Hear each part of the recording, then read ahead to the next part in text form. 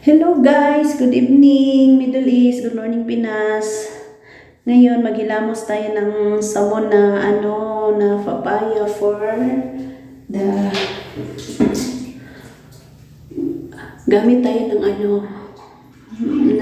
tawag doon, rejuvenating. Kasi wala tayong magagamit, so pag dalawang balos naman guys,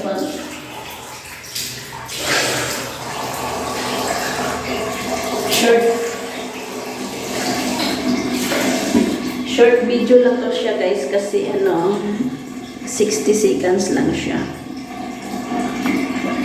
Pag dalawang hilamos ko na yun, i-reflect ko lang.